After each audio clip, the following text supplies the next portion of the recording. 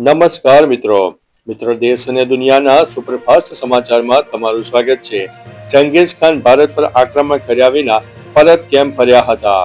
ચંગેઝ ખાન ભારત ઉપર આક્રમણ કર્યા વિના પરત ફર્યા તેના મુખ્ય કારણોમાં ભારતની અસહ્ય ગરમી અને સિંધુ નદીના કિનારે ઘાસચારાની અછત છે, જે મુગલ ઘોડાઓ માટે ઘાતક હતી। વધુમાં દિલ્હીના સુલતાન ઇલ્તુત્મિશે જલાલુદ્દીનને આશરો ન આપીને મુક્તગીરી કરીને જેથી યુદ્ધ ટળ્યું હતું। ગેંડાને જોઈને સૈનિકોમાં ફેલાયેલી અંધશ્રદ્ધા અને મોટા સામ્રાજ્યને સાચવવાની પ્રાથમિકતાએ પણ ચંગેઝ ખાનને પરત ફરવા મજબૂર કર્યો હતો। અન્ય મહત્વના સમાચારની વાત કરીએ તો ઓનલાઈન ફ્લાઇટ ટિકિટ બુકિંગ પહેલા સાવધાન થઈ જાઓ। એક વ્યક્તિએ ફ્લિપકાર્ટ પરથી ફ્લાઇટ ટિકિટ બુક કરાવી, પરંતુ મુસાફરીના એક દિવસ પહેલા તેને જાણ થઈ કે ટિકિટ અમાન્ય છે। એરલાઇન્સે જણાવ્યું કે ટિકિટ પ્રોસેસ ન થવાને કારણે કેન્સલ થઈ છે, જ્યારે ફ્લિપકાર્ટ અને ક્લિયર ટ્રીપ એક સાથે એકબીજા પર દોષારોપણ કરી રહ્યા છે। કિસ્સો વાયરલ થતા ફ્લિપકાર્ટે માફી માંગીને મદદની ખાતરી આપી હતી। યુઝર્સે ચેટબોક્સના નબળા સપોર્ટ સામે રોષ વ્યક્ત કરીને ઉકેલની માંગ કરી છે। અન્ય મહત્વના સમાચારની વાત કરીએ તો 15 ગામોમાં મહિલાઓના સ્માર્ટફોન વાપરવા ઉપર પ્રતિબંધ। રાજસ્થાનના જાલોરમાં ચૌધરી સમાજની પંચાયતે 26 જાન્યુઆરીથી 15 ગામોમાં યુવતીઓ અને મહિલાઓ માટે સ્માર્ટફોન ઉપર પ્રતિબંધ લગાવ્યો છે। પંચાયતનો તર્ક છે કે સોશિયલ મીડિયાના વળગાડથી બાળકો અને સામાજિક મર્યાદાઓ પર અસર પડી રહી છે। જો કે વિદ્યાર્થીનીઓ ઘરમાં અભ્યાસ માટે ફોન વાપરી શકશે, પણ ઘરની બહાર લઈ જઈ શકશે નહીં। આ આધુનિક યુગમાં આવા નિર્ણયથી ભારે ટીકા થઈ રહી છે। અન્ય મહત્વના સમાચારની વાત કરીએ તો ₹1.5 રોકાણમાં 10 લાખ મળશે। ભારતીય પોસ્ટ ઓફિસની જનતા ગેગ 550 નામની નવી અકસ્માત વીમા યોજના છે, જેમાં વાર્ષિક 550 એટલે કે રોજના આશરે ₹1.5 પ્રીમિયમ ભરીને 10 લાખનું સુરક્ષા કવચ મળશે।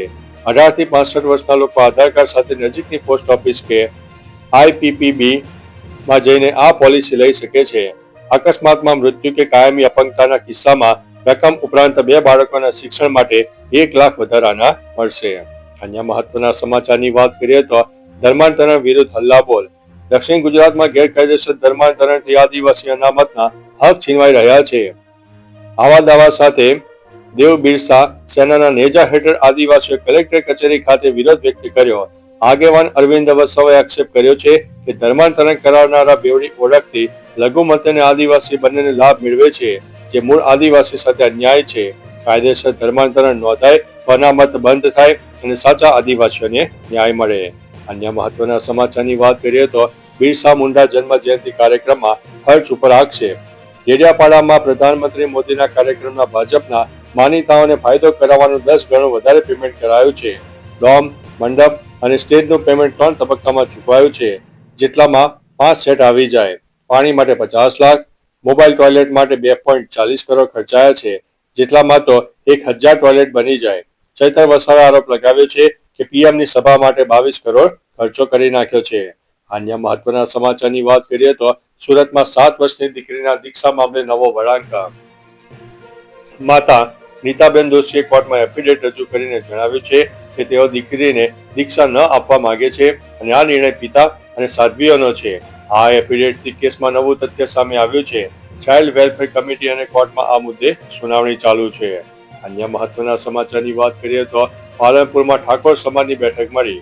બનાસકાંઠાના પાલનપુરમાં ઠાકોર સમાજની બેઠક સાંસદ જ્ઞાનીબેન ઠાકોર અને ધારાસભ્ય કેસાજી ઠાકોરની આગેવાનીમાં યોજાઈ ગઈ।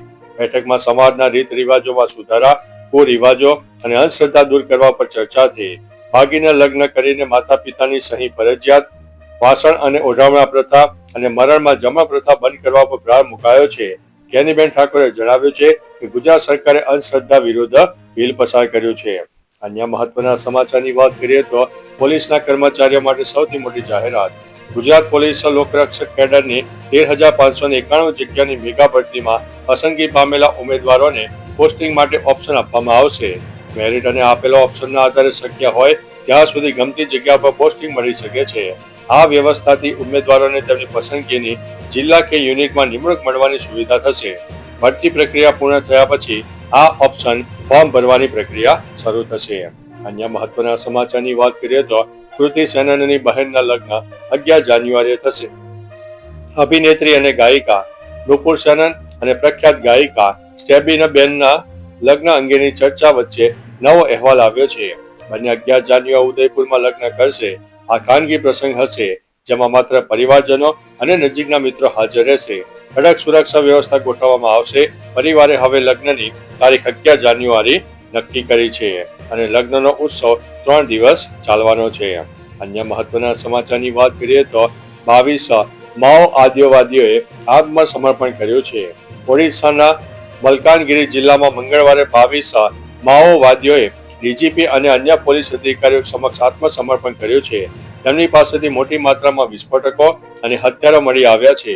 આ માઓવાદીઓ લાંબા સમયથી ઓડિશા અને છત્તીસગઢમાં સક્રિય હતા. ઓડિશા પોલીસ આત્મસમર્પણ ખુશી વ્યક્ત કરીને જણાવ્યું છે કે આથી માઓવાદીઓના જીવનમાં પરિવર્તન આવશે અને તેઓ મુખ્ય પ્રવાહમાં જોડાઈ જશે. અન્ય મહત્વના સમાચારની વાત કરીએ તો અમિત ચાવડાના ભાજપ ઉપર આકરા પ્રહારો. કોંગ્રેસની જન આક્રોશ યાત્રાનો દ્વિતીય ચરણ 20 ડિસેમ્બરે ખેડાના આગવેલથી શરૂ થયો હતો. 3 દિવસમાં ખેડામાં પરિભ્રમણ બાદ બોરિયાવીથી આણંદ જિલ્લામાં પ્રવેશ કર્યો. પ્રદેશ પ્રમુખ અમિત ચાવડાની આગેવાનીમાં યાત્રા બોરિયાવી લાંબેલ થઈને આણંદ પહોંચી હતી. લીંબસ માતા મંદિરે સભામાં ચાવડાએ ભાજપ ઉપર મોંઘવારી, બેરોજગારી, ભ્રષ્ટાચાર અને દારૂ અંગે આકરા પ્રહારો કર્યા છે. અન્ય મહત્વના સમાચારની વાત કરીએ તો 26 સિનિયર IAS અધિકારીની ટ્રાન્સફર. 26 IAS અધિકારીનો ટ્રાન્સફરનો ઓર્ડર આવી ગયો છે. સંજીવ કુમારની CMOમાં પ્રિન્સિપાલ સેક્રેટરી તરીકે નિમણૂક થઈ છે. સંજીવ કુમારને વન પર્યાવરણના પ્રિન્સિપાલ સેક્રેટરી તરીકે ટ્રાન્સફર કરીને મુખ્યમંત્રી પ્રિન્સિપલ સેક્રેટરી બનાવ્યા છે. આ ઉપરાંત સંજીવ કુમાર પાસે ગૃહ વિભાગના પ્રિન્સિપલ સેક્રેટરી તરીકેનો વધારાનો અહેવાલ પણ રહેશે અને તેઓ મુખ્ય સચિવ MK દાસને રિલીવ કરશે. ચાલો મિત્રો, ફરીથી દેશ અને દુનિયાના સુપરફાસ્ટ સમાચાર લઈને મળતા રહીશું. ત્યાં સુધી અમને રજા આપશો. નમસ્તે.